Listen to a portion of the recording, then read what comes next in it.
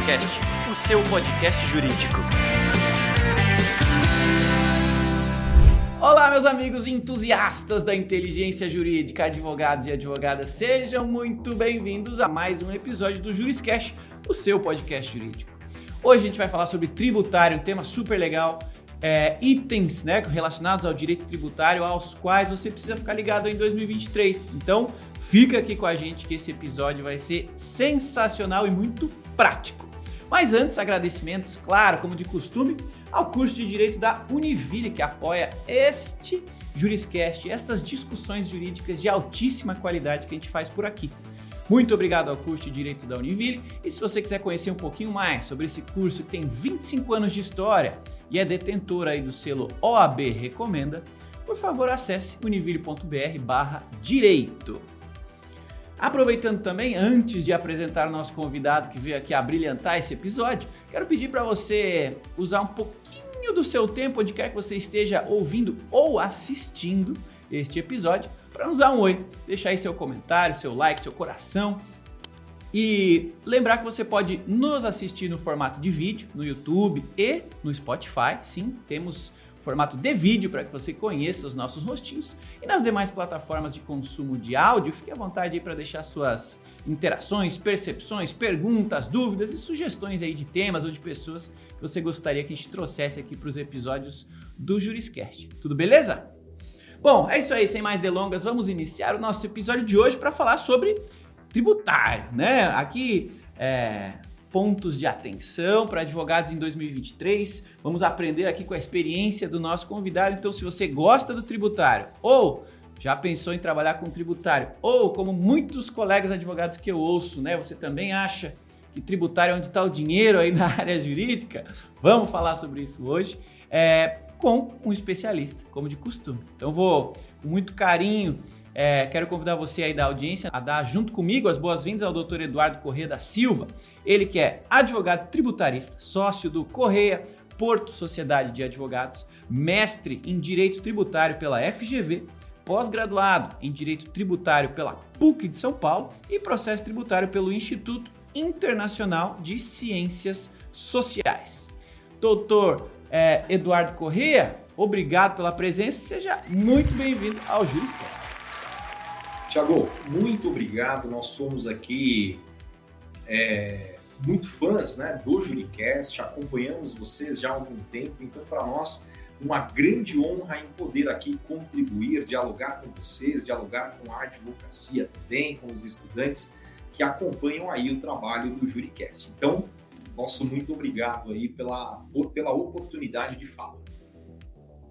Maravilha. Seja bem-vindo, então. Você que está na audiência, fique à vontade para comentar aí com as suas dúvidas, perguntas. E vamos ao ponto, né? Aqui no Juriscast, a gente já está chegando no 100º episódio do Juriscast. A gente já passou aí de 200 mil ouvidas. E isso é muito legal saber que a nossa audiência está aqui, segue ouvindo e acompanhando todos os nossos episódios. Normalmente eu começo os episódios do Juriscast pedindo um pouquinho de contexto, mas a gente já teve aqui em outros episódios, em 4 ou 5 episódios do Juriscast, temáticas relacionadas ao mundo tributário.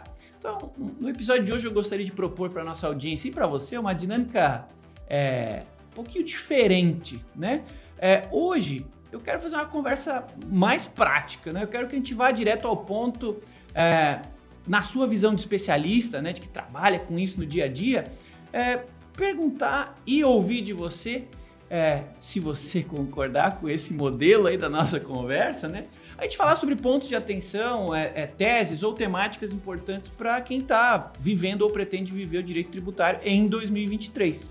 Então, nessa linha, já que a gente vai falar de tributação, vai falar de, né, todo mundo é impactado por tributação em algum nível, já vou direto ao ponto. Se a gente for falar, por exemplo, né, de ICMS, a gente está entrando em 2023 agora, novo governo, né, novas perspectivas para a nossa economia, né, ICMS, a gente teve uma discussão e alterações substanciais recentemente com relação a esse tributo, né?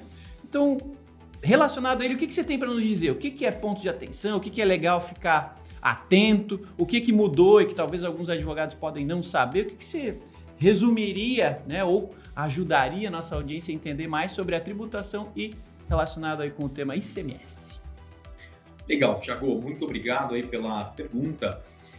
Fique também à vontade, né, acaso queira entrar em outros temas, né, relacionados mesmo ao nosso dia a dia na área tributária, né? Estou nesse campo aí há 23 anos, né?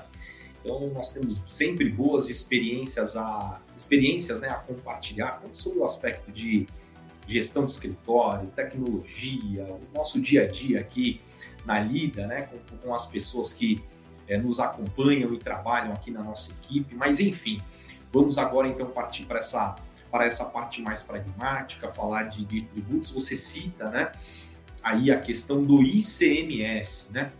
O que eu vejo, né, enquanto você falava, estava aqui refletindo, né? Eu vejo dois temas de ICMS que vale nós termos ali uma atenção um pouco maior. Na verdade, até os holofotes, né, estão virados ali para esses dois temas, tendo em vista que são dois temas que aguardam ali uma definição do Supremo Tribunal Federal. Então, são temas que devem entrar em pauta, inclusive, em 2023, né? Ambos os temas já tiveram seu julgamento iniciado, um está aguardando a finalização do julgamento de mérito, o outro já teve o julgamento de mérito e aguarda ali a questão da modulação dos efeitos dentro de embargos de declaração. Então, eu vou falar primeiramente aqui, Thiago, do DIFAL-ICMS, né, que é o diferencial de alíquotas do ICMS. Esse tema aplicável especificamente nas vendas interestaduais para não contribuintes consumidores finais. Mas, enfim, quem são essas pessoas, né? Então, imagine assim, Thiago, vamos supor que você mora em Minas Gerais e você faça uma compra pela internet de uma empresa que está localizada no Rio Grande do Sul. E você comprou um tênis, você resolveu comprar um tênis, né? Veja, nós estamos dentro de uma situação de uma venda interestadual para um não contribuinte do ICMS, que é o Thiago, e que também é consumidor final, né? Em 2015, Thiago, a Constituição Federal ela foi alterada, justamente como teve um aumento muito grande, relevante nos últimos anos, né, das vendas via e-commerce, foi verificado o Brasil é um país aí de tamanho continental, né? E que nós temos naturalmente estados que são mais produtores do que outros, né? E outros são mais consumidores, e precisava equilibrar a arrecadação do ICMS entre esses estados. Então, ele trouxe uma regra transitória, né, para poder fazer esse equilíbrio acontecer ao longo do tempo, né? E o fato é que, para regulamentar esta questão lá em 2015, de acordo com o que prevê a Constituição Federal, era necessária a edição de uma lei complementar. Não foi isso que aconteceu na oportunidade, foi editado um convênio ICMS que foi ali ratificado por todos os estados da federação e pelo Distrito Federal. Como não foi editada a lei complementar e a Constituição Federal prevê a necessidade de lei complementar, quando você vai falar, por exemplo, de estabelecer base de cálculo, fato gerador, contribuinte, há uma necessidade de lei complementar quando se trata do ICMS, né? Isso não aconteceu.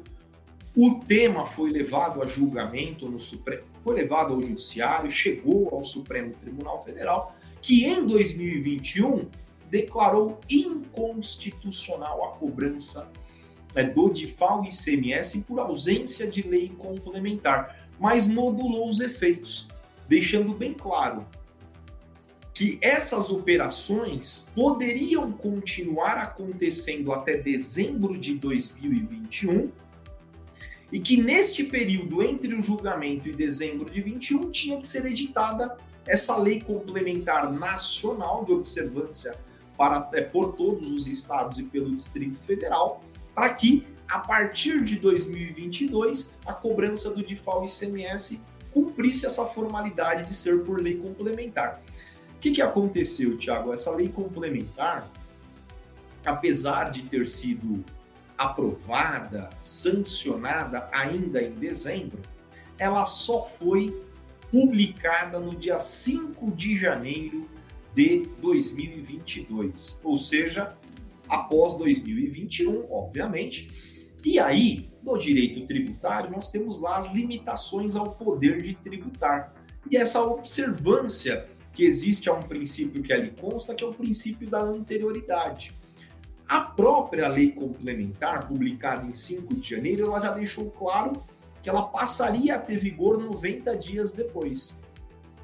Só que nós, advogados, né, tributaristas, e que defendemos aqui um sistema tributário justo, né, e baseado naquilo que prevê a Constituição Federal, nós começamos a levar ao judiciário essa intenção de não pagar-se, então, o DIFAL ICMS em 2022, nem após os 90 dias, mas apenas a partir de janeiro de 23. E aí, ações por todo o Brasil, né? Então, empresas que têm operações em todo o Brasil, nós tivemos que ajuizar a ação, né, em todos os estados e no Distrito Federal, né? Pensa nessas grandes empresas de e-commerce, né? Então, elas têm operações em todo o Brasil. E aí, ajuizamos as nossas ações, o Supremo já proferiu alguns votos favoráveis, outros desfavoráveis. Esse julgamento deve seguir no plenário do Supremo, né? As coisas voltaram à normalidade, o plenário já voltou a se reunir presencialmente. Então, esse é um tema de bastante atenção aí pelos contribuintes no campo do ICMS, tá? Então, é um tema que gera uma grande expectativa para todos. Quando a gente fala, né, de venda interestadual para não contribuinte consumidor final, eu coloquei esse exemplo do Thiago comprando um sapato, né, uma pessoa física que está em Minas Gerais comprando de uma empresa no Rio Grande do Sul, mas poderia, Thiago, colocar nessa situação também, por exemplo, um hospital, né? Por exemplo, um hospital que também, ele às vezes, ele é um comprador e ele não é contribuinte do ICMS e muitas vezes ele é o consumidor final, né? Como a construtora também, ela está nessa situação. Às vezes a indústria vende para uma construtora em outro estado que ela não é contribuinte do ICMS e consumidora final daquelas mercadorias. Estou colocando isso só para não ficar só o exemplo da pessoa física, né? Que muitas vezes a gente só consegue imaginar a compra da pessoa física. Esse é um tema. Um outro tema, Thiago, diz respeito do ICMS ainda, né? É um tema muito antigo, mas que só houve definição pelo Supremo mais recentemente, né? Que é a transferência de mercadorias entre estabelecimentos da mesma pessoa jurídica, ou seja, entre matriz e filiais, entre filiais e filiais e etc, né? Então, a não incidência nesse caso, por quê? Porque não há uma transferência de titularidade da mercadoria. Estou transferindo uma mercadoria entre estabelecimentos da mesma empresa. O STJ, há muito tempo atrás, ele já tinha definido este tema, quando ainda, só que não definiu ainda, né, sobre o rito de recursos repetitivos, né? Então, nós ainda não tínhamos também essa questão de padronização das decisões que nós temos a partir do novo Código de Processo Civil. Chegou a editar uma súmula ao STJ, né? A súmula 166, que já declarava ilegal a cobrança de ICMS nesta situação. Nada disso foi suficiente, os estados continuaram cobrando. Acontece que agora o Supremo Tribunal Federal, na questão de material, ele já definiu. É inconstitucional a cobrança do ICMS na transferência de mercadorias entre estabelecimentos da mesma pessoa jurídica, né? E agora existe uma grande dúvida, né? Porque ele tendo definido a questão material, nós temos 26 estados e o Distrito Federal. Como que eu faço no dia seguinte a isso? Então isso gerou uma grande repercussão. Existe um embargo de declaração aguardando o julgamento, onde ele vai modular efeitos e definir como vai ficar essa questão dos créditos, né? Ele será transportado, não será transportado? Como ficará essa situação? Você imagina, né, para uma empresa que opera em todo o Brasil e tem filiais, é um cenário de total insegurança jurídica. Tem estados que se manifestaram, outros que não se manifestaram. O estado de São Paulo, por exemplo, ele deixou muito claro: nós vamos aguardar o julgamento dos embargos de declaração para definir, a partir de então, como serão essas operações, como elas acontecerão na prática, né? Tantos outros estados não se manifestaram, né? Então, você gera um cenário de uma grande insegurança, né? Porque os comportamentos que estão sendo ali tomados pelos contribuintes nem sempre são comportamentos que vão prosperar, a depender daquilo que definir o Supremo Tribunal Federal. Isso pode gerar tanto um passivo como um ativo, a depender do comportamento que foi adotado por cada contribuinte em cada unidade da federação. Então, 2 temas estão no Supremo Tribunal Federal acerca do ICMS, aguardando ali julgamento, e que são pontos de atenção no tocante aí ao ICMS. Que legal, nada como falar com especialistas, né? Você que está na audiência e é da área tributária, então já deve estar ou inserido nesse tipo de demanda, ou se ainda não está nessa área, deve estar pensando, puxa vida, é complexo mesmo, tem que estar atento, tem que estar ligado, não só nas publicações, não só nas decisões, mas acima de tudo, imagino eu que é importantíssimo, e você confirma para mim, por favor, se é isso mesmo, mas você precisa entender do negócio do seu cliente para conseguir ajudar ele nesse caso, né? Como a gente está falando de ICMS, acaba precisando que você entenda como é o relacionamento da empresa, do cliente em si, com seus clientes, quem são esses clientes, como é que é esse processo de compra e venda e tudo mais. Então, imagino que no caso do seu escritório, essa relação deva ser muito íntima a ponto de conseguir aproveitar essas oportunidades ou mitigar esses riscos, né, em tempo, né, para não deixar essas oportunidades passarem, porque a gente sabe como é que é no Brasil, quando a gente deixa passar ou deixa de tomar alguns cuidados do ponto de vista tributário, né? Sem dúvida, Thiago, esse ponto é um ponto assim, ele é imprescindível para o sucesso na área tributária, né? Aliás, ele acaba sendo muitas vezes um diferencial competitivo. Você conhecer profundamente a operação de compra e venda. Você fala assim, poxa, às vezes você fala assim, olha, determinada empresa, ela compra esse item e vende esse item. Na verdade, o negócio dela muitas vezes não é a compra e venda. O grande diferencial dela competitiva é a questão logística dela, né? Então, vou falar aqui de um grande distribuidor de materiais de construção, sem revelar o nome, né? O grande diferencial competitivo dele é que, se nós ligarmos agora para ele, ele fará a entrega do seu material no seu canteiro de obra às 7, 6, 5 da manhã, no horário que for ali estabelecido em qualquer lugar do estado de São Paulo. Então, a gente às vezes se engana, né? Ele compra materiais e vende materiais. Na verdade, não é esse o grande negócio dele. É essa agilidade logística que faz ele ganhar mercado e crescer ano a ano. O conhecer o negócio do cliente quando você não conhece é algo fundamental, e na prospecção também, né? Então, se você vai fazer a prospecção de uma empresa, de uma atividade que você não está acostumado a lidar, você tem ali a oportunidade, pré-reunião, de buscar uma compreensão sobre a atividade, porque você só vai ter uma advocacia eficiente, de qualidade, você bem disse, se você conhecer o negócio do cliente. E eu já conheci alguns escritórios de advocacia que pretendiam trabalhar com determinadas teorias, né, tributárias, e enfrentavam dificuldades justamente por não se posicionar primeiro como especialista e também por não conseguir fazer um bom entendimento, né, dos possíveis novos clientes ali durante a entrevista, durante a conversa com eles, porque o cliente também entende, né, que sem conhecimento aprofundado é difícil prestar um serviço acima da média, como é o caso do que essas empresas esperam, estão acostumadas, né? Então, para você aí da audiência que está ouvindo e pensando, poxa, é fácil especializar em uma tese dessa e oferecer o serviço? Provavelmente não, né? Provavelmente tem alguns outros segredos aí que o doutor Eduardo já aprendeu na prática e que inevitavelmente passam por um interesse genuíno nesse cliente, no entendimento da sua rotina, da sua prática, do seu negócio, né? Porque ele normalmente é mais do que aparenta, e isso faz total diferença para para a prestação de um bom serviço jurídico.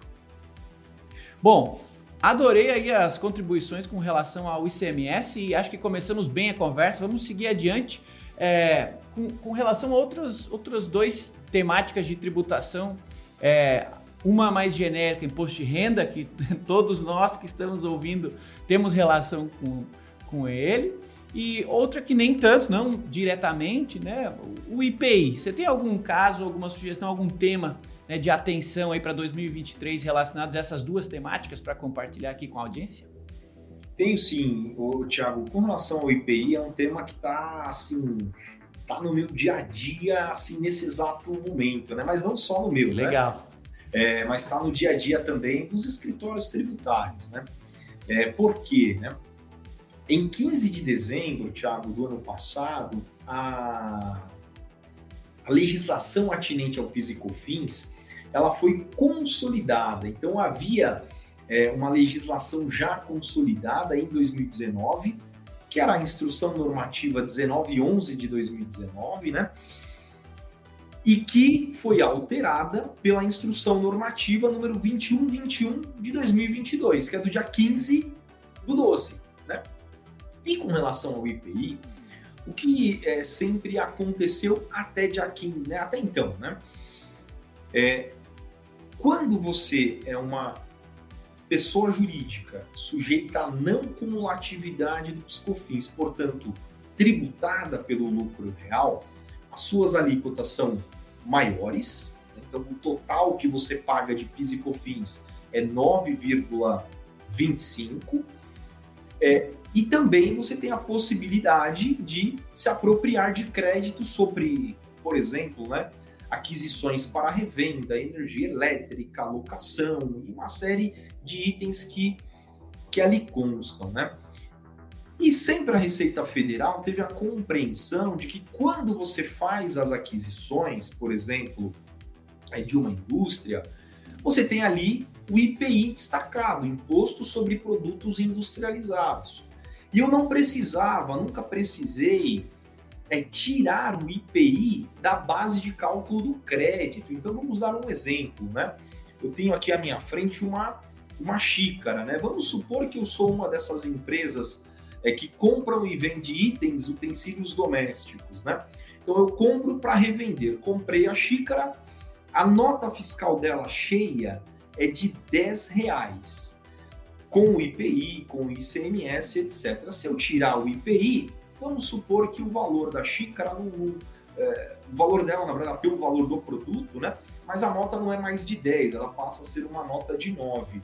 Sempre para PIS e COFINS, eu pude me apropriar, eu que sou lucro real, né? Vamos dar, né, dentro deste exemplo, eu sendo lucro real e sujeito à não cumulatividade do PIS e da COFINS, eu posso aplicar 9,25 sobre o valor total da nota, né, sobre os R$10.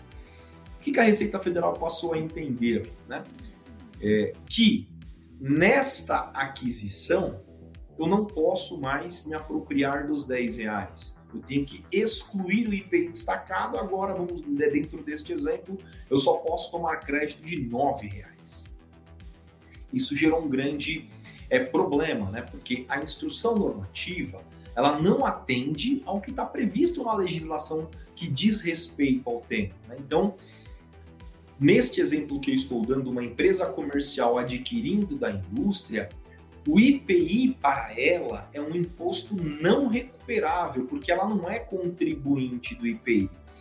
E sendo um imposto não recuperável, eu tenho que me apropriar do crédito integral, né? Então, isso está previsto dentro de um decreto-lei dos anos 70, isso está previsto dentro de um decreto do Poder Executivo de 2018, e agora vem ali uma instrução normativa que ela vem só para regrar aquilo que já está previsto na legislação e muda uma regra que era uma regra, então o contribuinte dorme e acorda com uma regra diferente.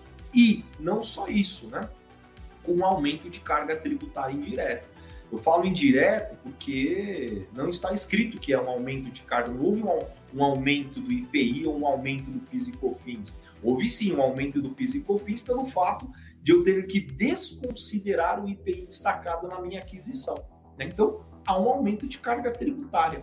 Esse é um tema, né, Tiago e a todo mundo que acompanha aqui o JuriCast, que já começa, né, a ser questionado no Poder Judiciário, né, e sob a ótica do princípio da legalidade, enfim, né? Então é um tema no tocante ao IPI aí bastante relevante, especialmente para distribuidores, varejistas, né? Então empresas do setor comercial, onde o IPI ele é não recuperável, né? E aplicável esse tema, Thiago, para empresas sujeitas a não comum atividade do PiscoFins e também tributadas pelo lucro real, né? Então a empresa tem que estar dentro deste contexto. Isso é com relação ao IPI. Agora, com relação ao imposto de renda, o grande tema, viu, Thiago, que eu vejo, né, que é um assim, objeto de consulta, objeto de curiosidade por parte dos empresários, a gente está dentro de algumas entidades empresariais, é o desejo que existia do governo anterior e existe no governo atual de tributar ou taxar, né, para falar uma linguagem mais do dia a dia, os dividendos, né? Então existe um desejo, existe uma lei lá de 95 ou 96 que ela isenta, né?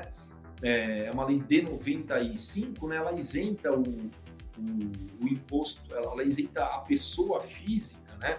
Ou a distribuição, na verdade, a pessoa física ou jurídica, mas a distribuição, né, de lucros e dividendos, né? Então, o seu beneficiário está isento porque a pessoa jurídica já fora tributada, né?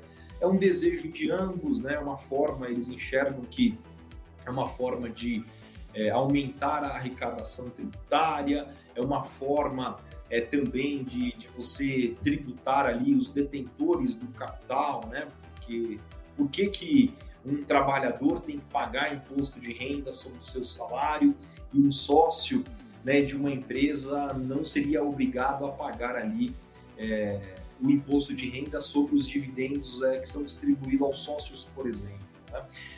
Existe um projeto de lei, né, em andamento nesse exato momento, é um projeto de lei de 2021, então isso é um tema que está em discussão, e aí duas coisas surgem, né? Eduardo, e se a lei, estou colocando aqui questão bem pragmática mesmo do cliente perguntando, né? Olha, Eduardo, isso aí, olha, eu vi na televisão que o projeto começou a andar, porque o projeto anda, ele para, e aí as questões políticas impedem que ele siga, né?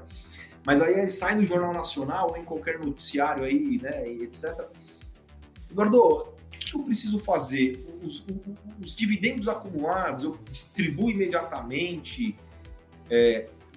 Essa nova lei, ela vai atingir esse lucro do passado?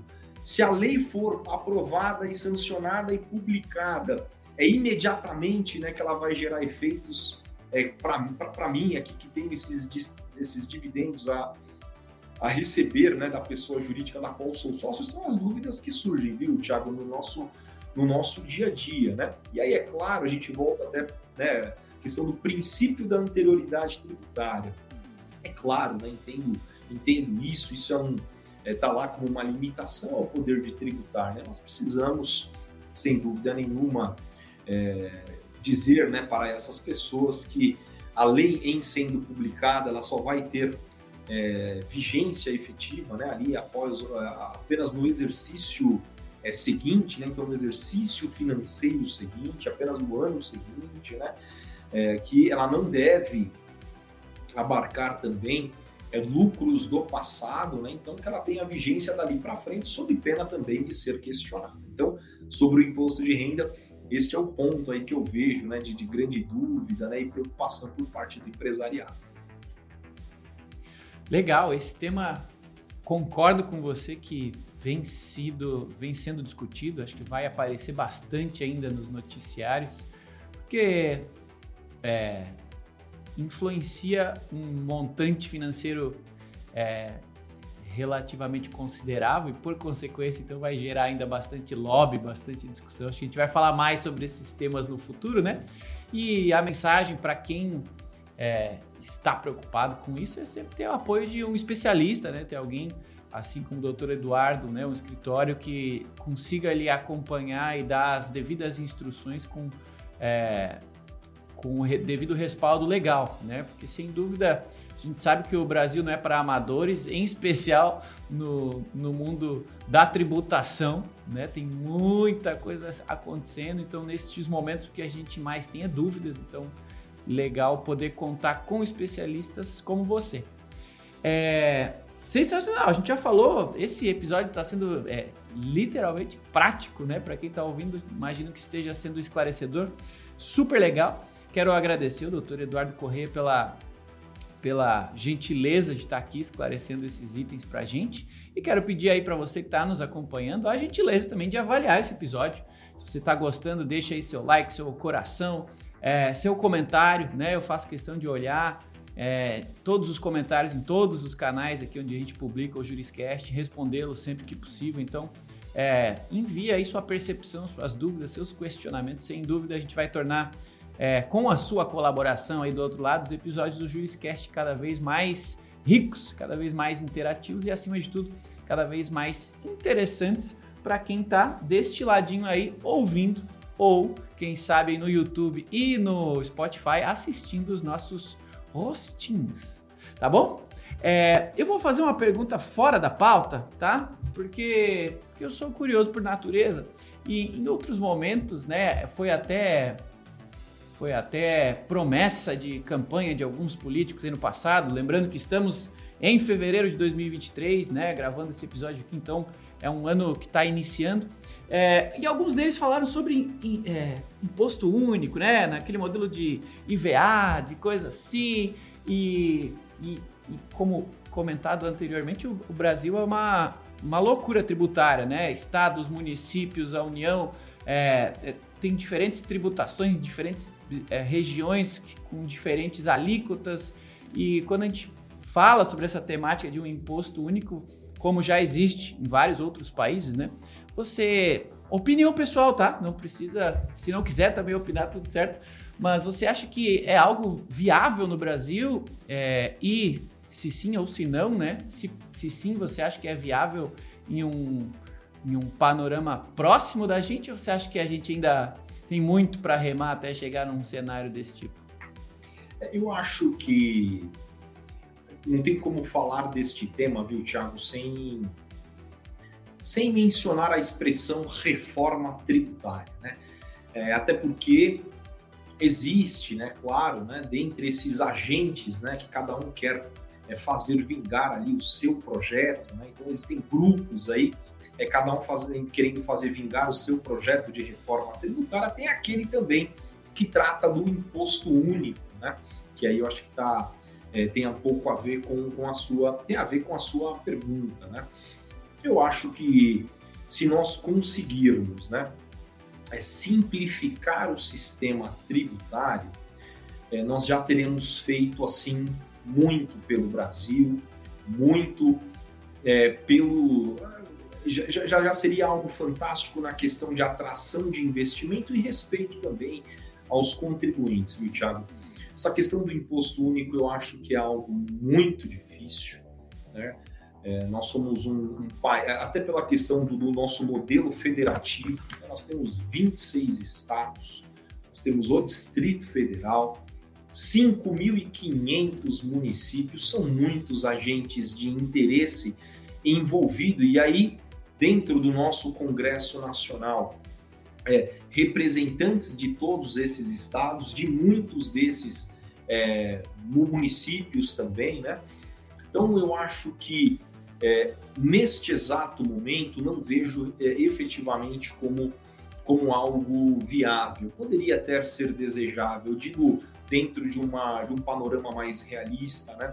Se nós conseguíssemos de forma consensual simplificar e dentro dessa reforma não aumentarmos ainda mais a carga tributária, nós já teremos tido um grande sucesso, né? Porque o simplificar ele acaba sendo bom para todo mundo, né? O custo tributário, né, para uma empresa manter ali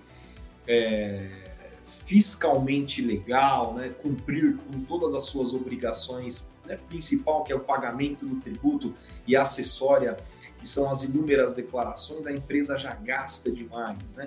Há pesquisas aí dessas grandes empresas de auditoria que a empresa gastaria aí milhares de horas, né? Só para cumprir as suas obrigações fiscais ali anualmente, né? Então, realmente, a gente vive num mundo de complexidade absoluta dentro do tributário, a mudança a todo tempo, então você acorda, não sabe se o seu sistema continua parametrizado, né, de acordo com a legislação que estava em vigor até o dia anterior. Aconteceu isso com relação ao IPI no ano passado, tá? Tiveram inúmeras reduções e como que, tudo bem, é um imposto de natureza extrafiscal, regulatório, né? O IPI, né, em específico, mas como que você acorda o dia seguinte e parametriza seu sistema para uma redução ou para um aumento? É muito complicado, né? Então, se simplificarem e conseguirem levar a cabo isso, já terá sido uma grande vitória dos contribuintes do Brasil. Legal. Obrigado pela opinião. Desculpa fazer uma pergunta aí fora da pauta, Imagina. mas tem relação com a temática. Mas seguindo para a pauta agora, você falou há pouco sobre padronização de decisões, jurisprudências. Como advogados, né, os advogados necessitam, em grande número, buscar, localizar jurisprudências para executá-la, né, para prestar um serviço jurídico cada vez mais rico, mais eficiente para os seus clientes.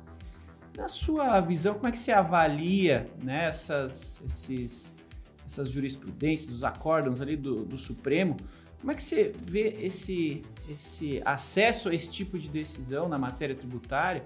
E se você acha que estamos evoluindo nela, se você acha que precisa de uma padronização, ela já existe, já está bom, qual é a sua visão sobre esse apoio, né, jurisprudencial que o Supremo oferece hoje em dia para o advogado que trabalha com direito tributário?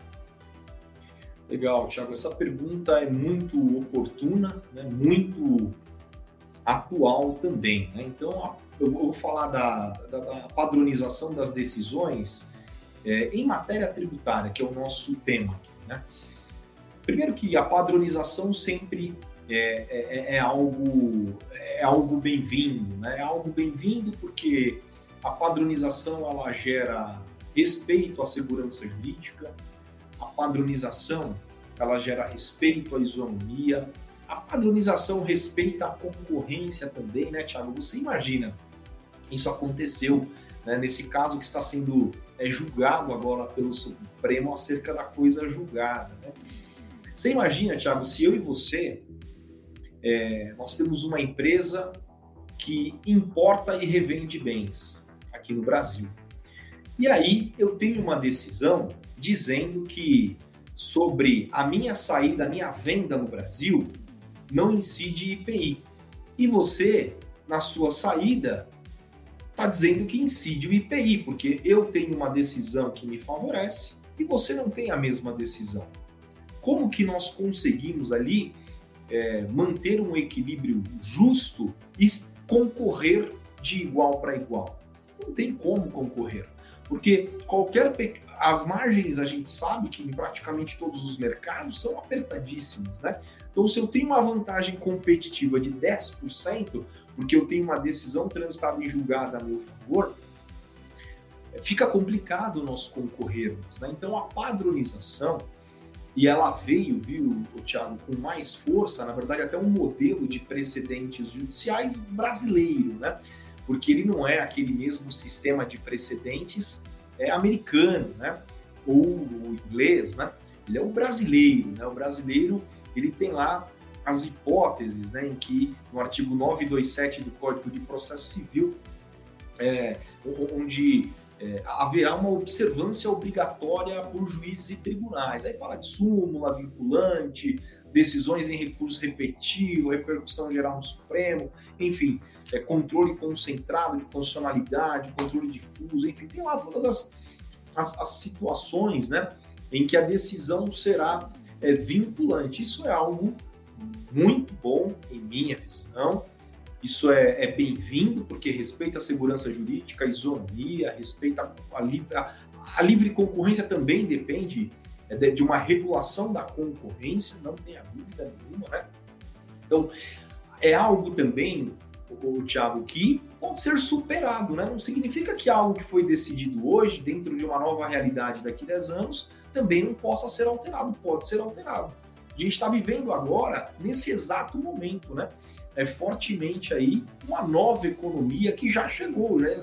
já se instalou e a gente vive essa nova economia, né? Economia digital, né? E que ela não tem uma grande regulação, mas que está sendo regulada nesse momento. Então, aquilo que era uma verdade, aquilo que já havia sido decidido outrora, talvez hoje precisará ser revisto e superado, né? Então, eu acho bem-vindo. Agora, um ponto, Thiago, que eu acho que o Supremo ali merece, talvez, né, alguma crítica, né?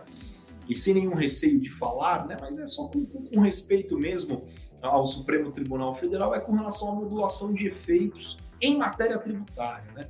Então, a modulação de efeitos ela deve acontecer para a preservação de segurança jurídica ou excepcional interesse social. É o que a lei lá a lei 9868 de 99 prevê, né? E aí eu me lembro que até 2019, acho que tinham 3 casos em matéria tributária que o Supremo modulou efeitos, né? Até 2019. Aí chegou a pandemia. Quando chega a pandemia, momento de total incerteza, os julgamentos virtuais começam a acontecer pelo Supremo Tribunal Federal. Ele julgava 6, 7 casos relevantes por ano, e daqui a pouco ele estava julgando 20 por ano, né? E aí, utilizando-se, né, do Instituto da Modulação de Efeitos das Decisões, de uma maneira assim, vou utilizar essa palavra, né, porque é a minha visão de mundo mesmo, né, ele banalizou o Instituto, né, porque é algo que é declarado inconstitucional, ele é inconstitucional desde a sua origem, a não ser que eu module e consiga defender, né? Eu estou preservando segurança jurídica ou excepcional interesse social. Caso contrário, não se modula na decisão, né, do Supremo Tribunal Federal. Ainda mais nesses casos onde a gente viu modulação de decisões pedida pela Fazenda, né, ou pelo poder público em embargos de declaração, né? Ou seja, não há um pedido dentro já dos seus recursos, né, extraordinário, etc., né? O pedido ele vem a posteriori, após o julgamento do direito material dentro dos embargos de declaração, que foi algo que foi discutido, até aquele tema, né, que é chamado aí de tese do século, né, exclusão do ICMS da base de cálculo dos PIS/COFINS. Eles modularam ali os efeitos também, prejudicaram ali uma série de contribuintes que ajuizaram suas ações, alguns tiveram até o seu trânsito em julgado naquelas ações propostas após 15/3/2017, é uma data que os tributaristas não esquecem, né, que foi o dia do julgamento, né, do direito material, né, desse caso aí, mas infelizmente houve a modulação e aí quem, por exemplo, ajuizou sua ação em 2018 só pôde retroagir até 15 de março de 2017. Então, só para dar um exemplo bem singelo, existem tantos outros, né? Então, fica aí, né, esse ponto positivo, né, do Código de Processo Civil, de padronização das decisões, algo maravilhoso. Acho que é algo que precisávamos efetivamente disso, em razão desses valores e princípios que eu mencionei, né, oportunamente. E com relação à modulação de efeitos, fica esse ponto de uma crítica aí, né, à forma em que o Instituto está sendo utilizado pelo Supremo Tribunal Federal. Legal. Infelizmente, o tempo voa e a gente está se encaminhando aqui para o final da nossa conversa, então eu quero pedir a gentileza, né, para o Dr. Eduardo como especialista. Tem algum tema que para 2023 é imprescindível que as pessoas ouçam falar a respeito desse mundo tributário, que a gente não comentou aqui na pauta? Você tem algum adendo aqui para dizer, olha, presta atenção nisso, reparem nisso, fiquem atentos a isso aqui? Vamos lá. Eu colocaria um tema, né? Vou colocar aqui 2 temas, vai. Eu me atentaria à lei que trata do Programa Emergencial de Retomada do Setor de Eventos, né? existe ali uma lei, Thiago, que isentou empresas de determinados setores do pagamento, ou não é isentou, tá? Tecnicamente reduziu a zero as alíquotas de PIS, COFINS, Imposto de Renda e Contribuição Social por 5 anos, né? Contados de algum dia de março do ano passado, né? Então, 18 de março, tá? 18 de março, essa é a data. São várias as atividades. E teve uma alteração recente, ele é chamado vulgarmente não, são as iniciais de PERSE, né? Analisem existe uma janela de oportunidade bastante importante para as empresas e para o advogado que atua na área tributária. Há também outro tema, o governo precisa arrecadar, né? Muitas empresas, até em razão da pandemia, estão com dívidas tributárias em aberto, né? E existe o Instituto da Transação Tributária. Olhem para ele também com carinho e como uma oportunidade para o seu escritório, para a empresa que você representa, especialmente aí para o seu cliente, né? Então, olhe para esses dois, tem tantos outros, tá, Thiago? Nosso tempo nós já estamos aí bastante apertados, né? Mas são dois temas que eu olharia com bastante atenção, que tem fonte de receita importante para o escritório e, por outro lado, é uma maneira também de nós ajudarmos muito o nosso cliente, né? As pessoas com as quais a gente se relaciona, entre aspas, comercialmente. Sensacional! Olha aí, meus amigos, se você acompanhou esse episódio aqui do Juriscast até agora, já saiu daqui com dicas práticas para já ir trabalhar, já ir para a rua, ajudar seus clientes ainda mais. Olha que coisa boa. E falando em ajudar, eu gosto de finalizar os Juriscasts sempre com um pedido de referências, né? A gente está aqui, eu faço cada um dos episódios do Juriscast com a intenção de ajudar a comunidade jurídica, ajudar o máximo possível de pessoas. E a gente ajuda multiplicando o que a gente tem, que é conhecimento. Então hoje você está aqui compartilhando o seu conhecimento e ao compartilhá-lo, a gente o multiplica, né? Então eu gostaria de pedir para você referências, né, que você admira, que você segue, que você conhece, sejam pessoas, sejam cursos, sejam livros, acima de tudo as suas próprias, né, redes sociais, seus pontos de contato. O que você recomenda aí de referências de pessoas, cursos, livros, etc., no mundo tributário, para que quem está ouvindo aqui esse episódio saia dele e vá buscar mais conhecimento de qualidade? O que você tem para compartilhar aí com a nossa audiência para a gente fechar com chave por esse episódio do Juriscast? Legal, Thiago, muito obrigado. O que eu vejo, Thiago, assim, a geração atual especialmente, né, é uma geração muito imediatista, né? Então, temos que ter paciência, né? O resultado só vai vir com bastante experiência. Por mais competente que você seja, tem um caminho que ele precisa ser trilhado, que é o caminho que vai te dar a experiência necessária para que você tenha leveza no comunicar, para que você tenha insights, né? Você consiga transformar uma informação como essas que nós apresentamos aqui, por exemplo, e transformar isso em resultado efetivamente. Falo de dinheiro, né? Obviamente, né? Então, essa paciência é algo importante. O direito tributário, ele é extremamente dinâmico, né? Então, se você é um advogado que pretende estar nessa área, você necessariamente precisa se atualizar diariamente, diferentemente de algumas outras áreas.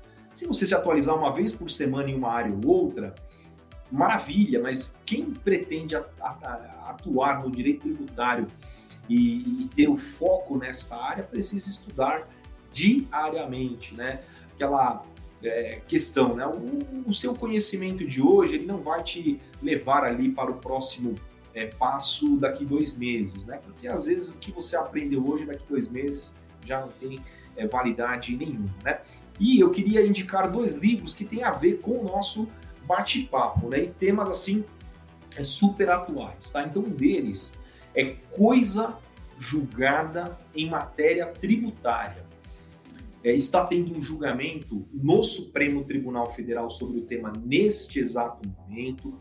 A autora deste livro, a Fernanda Camano, ela inclusive sustentou oralmente na semana passada na tribuna do plenário do Supremo Tribunal Federal, e ela é uma das maiores autoridades no tema, né? Então, amanhã, né, não dá para ficar citando muito datas, a gente não sabe em que momento você vai ouvir o JuriCast, não é verdade?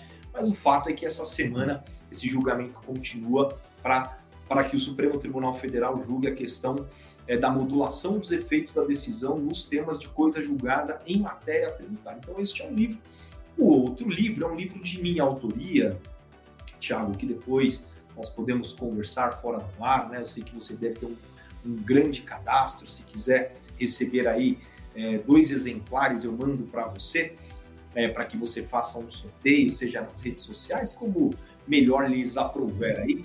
E o nome do livro é Compensação e o artigo 170A do Código Tributário Nacional, né? Então, basicamente, esse livro vai falar de padronização das decisões, vai falar da mitigação do alcance do artigo 170A do Código Tributário Nacional, que ele veda, né, que você liminarmente possa, antes do trânsito em julgado, possa usufruir e realizar compensação de créditos tributários, né? Então, é um livro que ele foi objeto da minha dissertação de mestrado, fica como uma referência, porque é um tema bastante atual, né, e é um tema que eu já percebo, né, as pessoas utilizando o conteúdo deste livro para tentar mudar o entendimento de 2010 do Superior Tribunal de Justiça. Então, ficam aí minhas indicações e, mais uma vez, Thiago, o meu agradecimento a você, a toda a equipe do podcast aí da JuriCast e a todos vocês que tiveram a paciência e a gentileza de nos ouvir.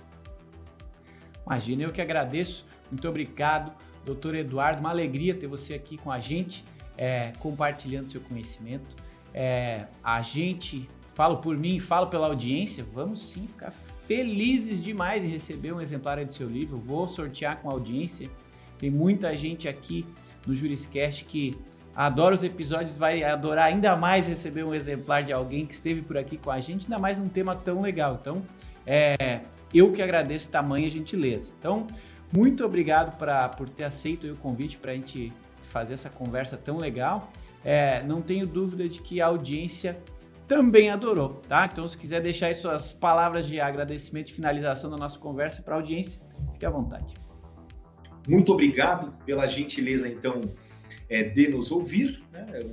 O Thiago bem nos apresentou, né? Então, eu sou sócio, né, do Correia Porto Advogados. Eu tive um trabalho também, viu, Thiago, dentro da OAB, com jovens advogados, estive presidente também de uma subseção da OAB também, né? Então, eu tenho esse trabalho institucional muito forte e eu costumo receber, né, muitos jovens advogados que às vezes querem tirar uma dúvida, querem uma orientação de carreira.